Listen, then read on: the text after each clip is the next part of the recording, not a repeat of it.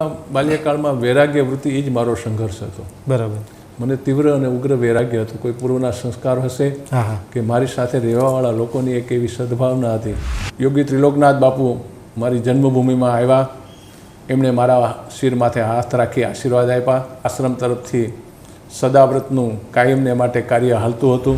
દેશ વિદેશમાં તમારી વ્યવસ્થાનું નામ છે, ખાસ કરીને તમે રસોડામાં ખુદ હોવ ક્યારેક. ધર્માદાનું અન્ન, ધર્માદાનો પૈસો અને ધર્માદાથી આવેલી આ વ્યવસ્થાને જો સારી રીતે આપણે ઉપયોગમાં લઈએ તો એમાં કુદરતી બરકત રહે છે, કંઈક આપણા ઉપર કૃપા રહે છે.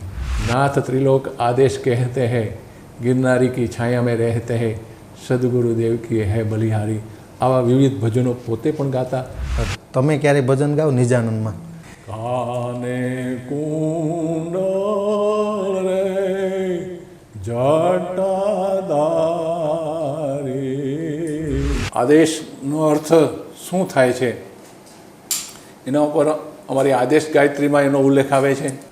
આદ તત્વને યાદ કરવા માટે આદ ઈશ, જે મારી અને તમારી અંદર છે અને મારી અને તમારી પર પણ છે. ગોરક્ષનાથજીનું પ્રાગટ્ય થયું પછી નવનાથ અને 84 સિદ્ધ નાથ સંપ્રદાયમાં પ્રસિદ્ધ છે.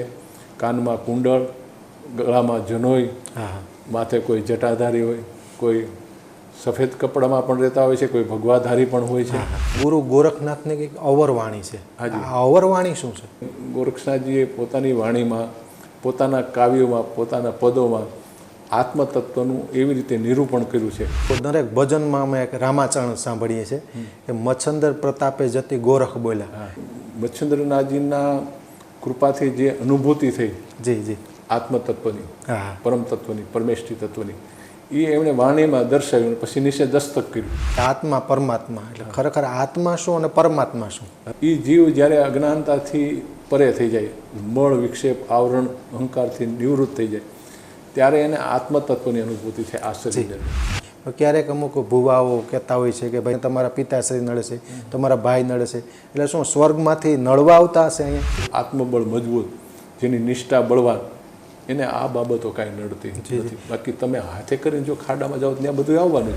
ગાયને આપણે સમજી નથી શક્યા, ગાયને ઓળખી નથી શક્યા, ગાયના ગુણની આપણને ખબર નથી.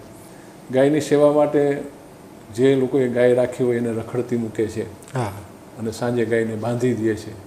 આ પણ એક આપણી અવ્યવસ્થા સમાજની કદાચ હોઈ શકે. અને પોતે પણ જીવનની અંદર 2-5 વૃક્ષનું વાવી અને જતન કરે એ સૌની પોતાની ફરજ બને છે. અત્યારે બિલકુલ નીડર બેઠા છીએ એની પાછળનું કારણ આપણા બોર્ડર ઉપરના સૈનિકો છે. સૈનિકોને ખૂબ ખૂબ ધન્યવાદ આપવા જોઈએ.